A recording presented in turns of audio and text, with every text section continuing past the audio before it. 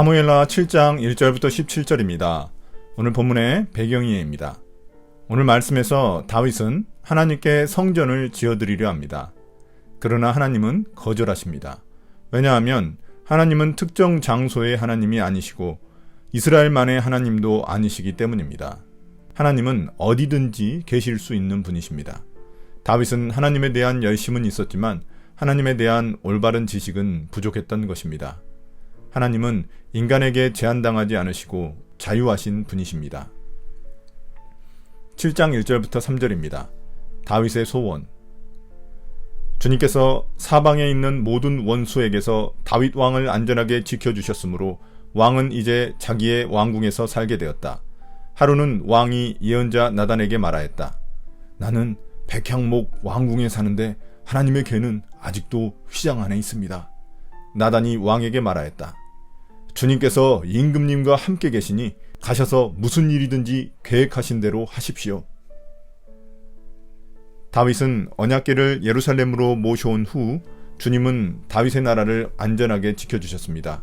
그러던 어느 날 자신은 백향목으로 만든 아름다운 궁에서 사는데 하나님이 계시는 곳은 여전히 장막이라는 사실에 슬퍼합니다.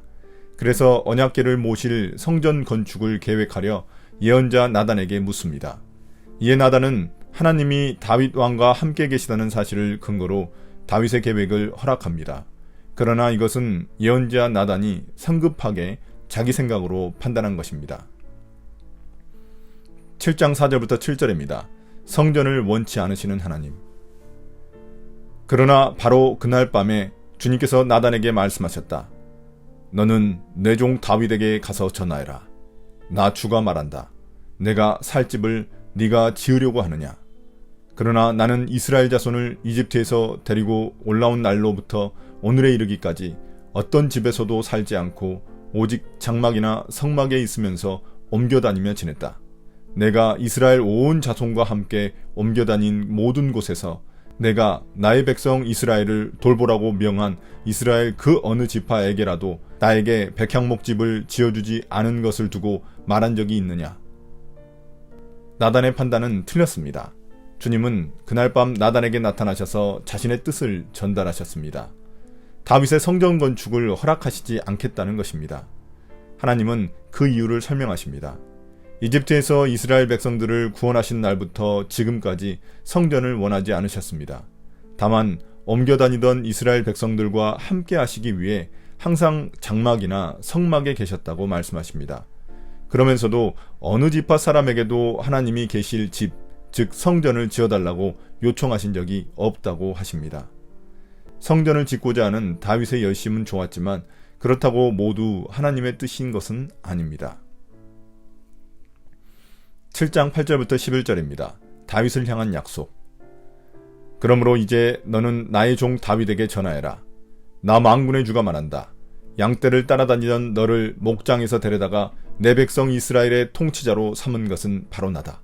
나는 네가 어디로 가든지 언제나 너와 함께 있어서 네 모든 원수를 내 앞에서 물리쳐 주었다.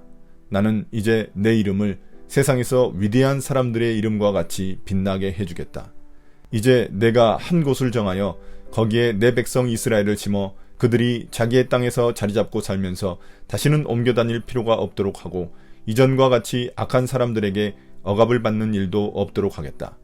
이전에 내가 나의 백성 이스라엘에게 사사들을 세워준 때와는 달리 내가 너를 너의 모든 원수로부터 보호하여서 평안히 살게 하겠다. 그뿐만 아니라 나 주가 너의 집안을 한 왕조로 만들겠다는 것을 이제 나 주가 너에게 선언한다. 대신 하나님은 다윗과 그의 왕조에게 약속을 하십니다. 하나님이 친히 다윗을 이스라엘의 통치자로 세우셨으니 이제 언제나 다윗과 함께 계셔서 모든 원수를 물리치시고 그의 이름을 위대하게 만들어 주겠다고 약속하십니다. 또한 이스라엘 백성들이 하나님이 정해주신 터전에서 더 이상 옮겨 다닐 일이 없게 하고 악한 사람들에게 억압받는 일도 없게 하시겠다고 약속하십니다.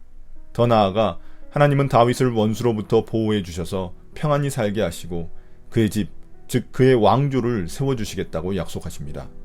다윗은 하나님의 집을 세워주려 했지만 오히려 하나님이 다윗의 집을 세워주시겠다는 것입니다.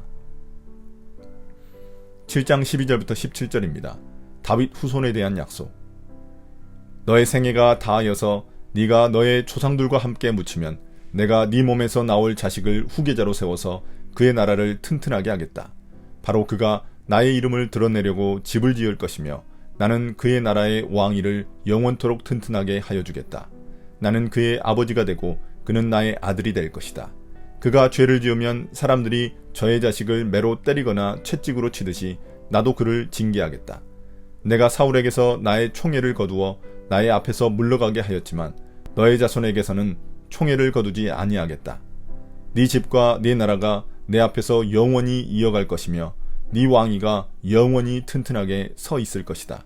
나단은 이 모든 말씀과 계시를 받은 그대로 다윗에게 말하였다.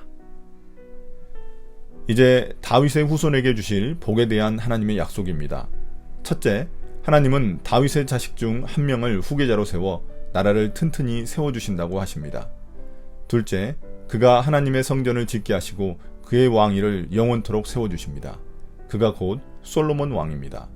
셋째, 다윗의 후손들은 하나님의 아들들이 되고 하나님은 그들의 아버지가 될 것이라고 약속하십니다. 그래서 그들이 죄를 지으면 부모가 자식을 훈계하듯 그들도 징계하시겠다고 약속하십니다. 이 말은 사울은 그의 죄로 인해 버리셨지만 다윗의 후손들은 어떤 경우에도 영원히 버리지 않고 다만 잘못할 때에는 징계하시겠다는 약속입니다. 오늘의 묵상 포인트입니다. 첫 번째, 하나님은 어떤 분입니까? 하나님은 언제 어디서나 계실 수 있는 자유하신 분이십니다. 인간의 열심이나 노력으로 가두어 둘 수 있는 분이 아닙니다. 다윗은 성전을 통해 하나님을 그곳에 잡아두려고 했습니다.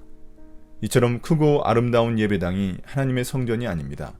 하나님은 그곳이 어디든지 하나님의 백성들과 함께 하십니다. 그곳이 바로 성전입니다. 두 번째, 우리에게 주시는 교훈은 무엇입니까? 하나님에 대한 열심이 곧 하나님의 뜻이 되는 것은 아닙니다. 다윗은 열심은 있었지만 하나님에 대한 지식이 온전하지 못했습니다. 다윗이 할 일은 하나님의 성전을 짓는 일이 아니라 하나님의 대리 통치자로서 하나님의 말씀을 쫓아 이스라엘 백성들을 잘 돌보는 것입니다. 하루하루 내 소명을 다하는 것이 하나님의 성전을 지어주는 일보다 위대한 일입니다. 오늘의 기도입니다. 주님, 다윗의 열심이 나의 열심이 되지 않게 해주십시오.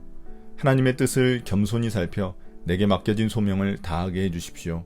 하나님을 향해 위대한 일을 시도하기보다 하나님이 하신 위대한 일을 감사하게 해주십시오.